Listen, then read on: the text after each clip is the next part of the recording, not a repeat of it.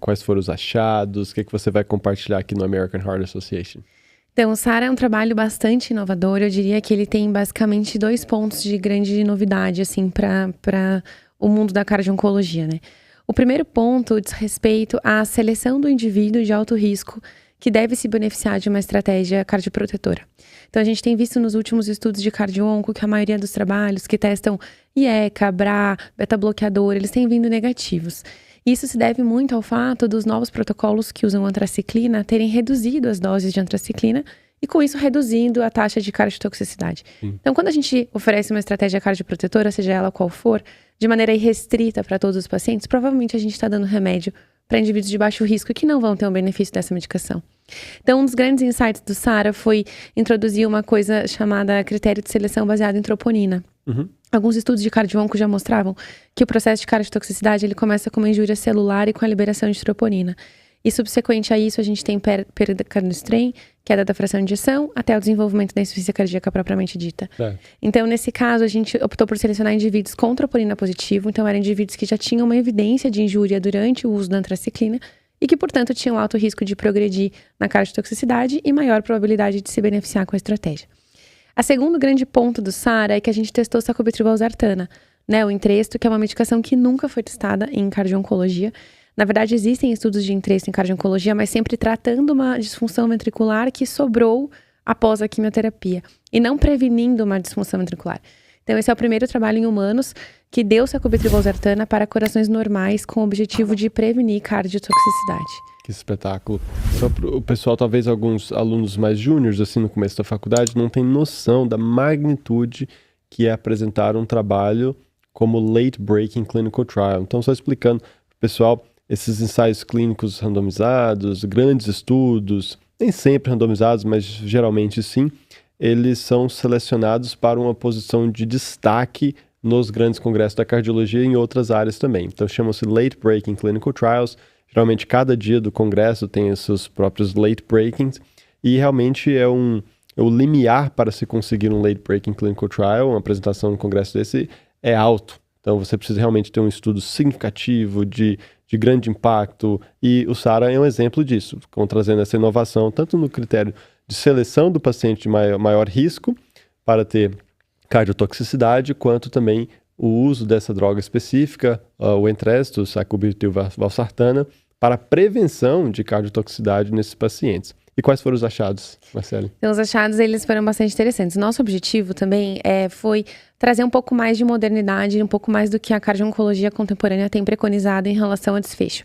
Nosso desfecho não foi queda de fração de ejeção, embora a maioria dos trabalhos trabalhe com esse endpoint, porque a gente entende que a queda da fração de ejeção é algo mais tardio, e com as taxas mais baixas de antraciclina e as doses mais baixas, né, a cardiotoxicidade tem caído. Então, ter um desfecho de redução bruta de fração de ejeção tem se tornado cada vez mais difícil. Por outro lado, a gente sabe que o strain tem sido cada vez mais valorizado e tem ganho muito espaço dentro da cardio-oncologia, porque ele é um preditor de queda de fração de ejeção bastante importante. Então, o nosso desfecho primário era a queda maior de 15% do strain em relação ao valor pré-tomada da medicação, né, em relação à randomização. E isso é um critério bastante útil e bastante consolidado em diretrizes. Então, as diretrizes já postam, né, que quedas acima de 15% são muito preditoras e são clinicamente significativas. No nosso trabalho, o grupo de sacubitril/valsartana, 7,1% dos pacientes atingiram o desfecho primário. Já no placebo, 25% atingiram o desfecho primário. Então, a gente conseguiu mostrar uma redução de risco relativo de 77%. Incrível. Isso dá um NNT de 5,59. Então, é um NNT muito baixo, né? A cada 5 pacientes e meio que a gente trata, a gente vai conseguir prevenir um evento. E a gente sabe que isso vai ter um desenrolar no futuro, né? Vai significar um melhor prognóstico para esses pacientes. A magnitude do efeito é incrível. É incrível. É difícil em pensar na cardiologia atual quando o que tem uma redução relativa de 70%. 77%. Né? Então, que eu me recorde, a última vez provavelmente foi TAV para estenose aórtica só para o grupo de risco cirúrgico proibitivo. Lá, o primeiro estudo do Partner provavelmente teve uma redução relativa de risco muito alta também, porque os pacientes iam morrer sem a troca da válvula aórtica. É incrível. É incrível. Bom. E assim, uma coisa bastante interessante é que A gente, em acordo com outros trabalhos da literatura, não teve diferença em relação a eventos clínicos, porque realmente eles são pouco numéricos, né, em relação a esses novos protocolos. Mas a gente tem um dado bastante interessante que eu acho que chama muito atenção no desenho do SARA. É um endpoint exploratório, mas ele é muito legal, que é o número de pacientes que terminou o estudo com fração de ejeção abaixo de 50. Ou seja, aquela pessoa que no final de 6 meses de follow-up, a gente pode dizer que ela tem insuficiência cardíaca com fração de ejeção abaixo do normal. E a diferença entre sacubitril, valsartana e placebo foi muito significativa. A gente tem uma redução bruta muito, muito importante. Então, a gente pode dizer que no grupo do Entresto, em torno de 4%, 3 a 4% dos pacientes terminaram o estudo com fração abaixo de 50, quando avaliado pela ressonância. E no grupo do placebo, isso chega a ser mais de 10%, quase 17%. Então, é muito significativo. De novo, dá ênfase nessa a redução relativa de risco. E aí, quando você seleciona o paciente de mais alto risco, a redução absoluta de risco também fica importante. Muito bom. Então, a gente poderia falar muito mais sobre o SARA em si. Eu tenho certeza que, do ponto de vista de mecanismos, eu queria saber de você, assim, por que você acha que o Entresto teve esse benefício tão grande?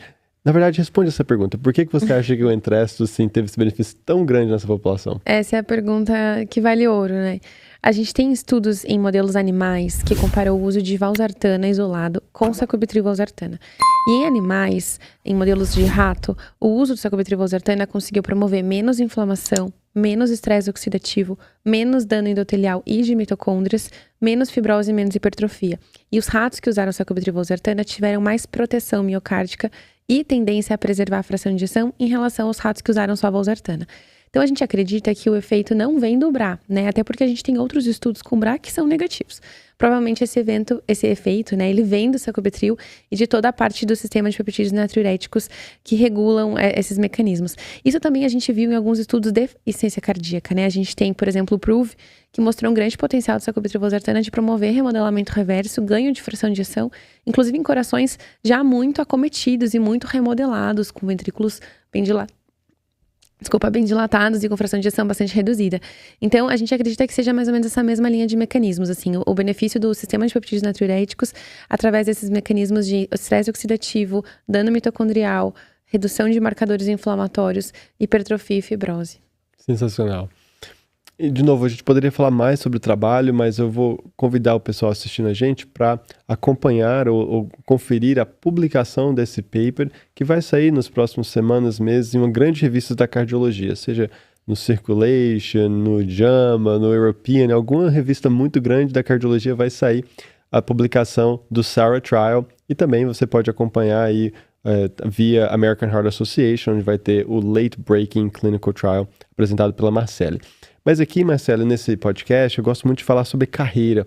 Então, o Metacast, que é o podcast do Meta Analysis Academy, para vocês que acompanham e compartilhando contigo, eu discuto sobre carreira e pessoas que têm tido um sucesso muito grande na sua respectiva fase, seja de treinamento, seja junior career, como você e eu, ou em outras fases.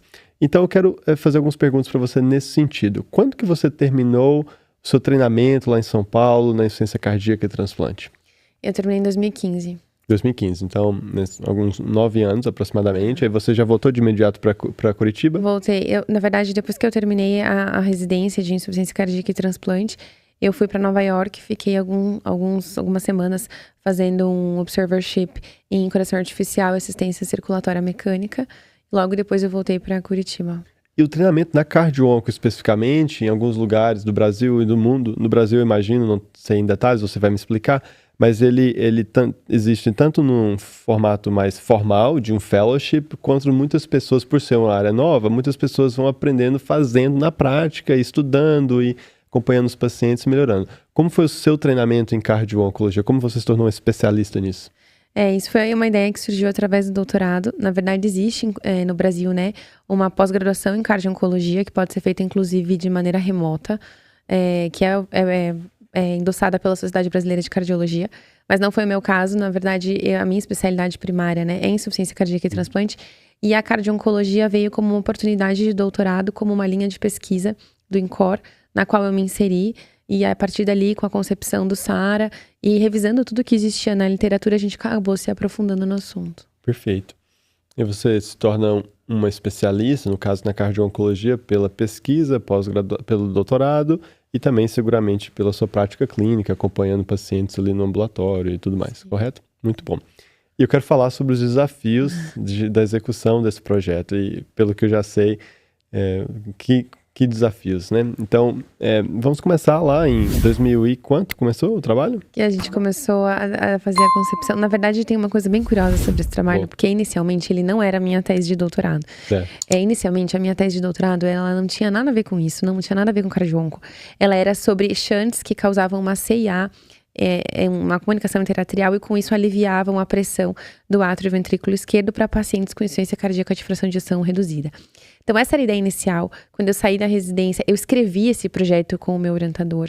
Esse projeto foi para a Comissão de Ética, esse projeto foi para a Conitec em Brasília, porque era uma intervenção em seres humanos que, era, de certo ponto, irreversível, a gente ia causar um dano estrutural, e ele era um estudo controlado, tinha um sham, então tinha pacientes que iam ser submetidos a um cego de intervenção.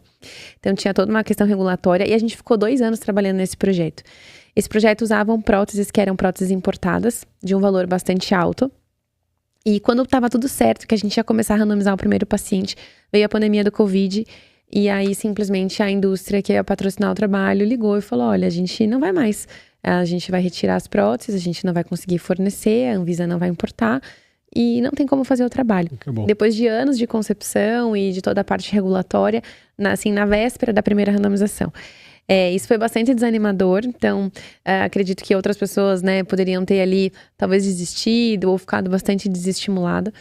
Mas eu acho que a gente tem que ter bastante também resiliência, porque esses percalços vão acontecer, Ninguém está livre de acontecer uma situação como essa, ninguém previu o Covid, nem a retirada do patrocínio. Então a gente teve que começar do zero a concepção desse trabalho, e aí ele recomeçou em 2020, na época do Covid.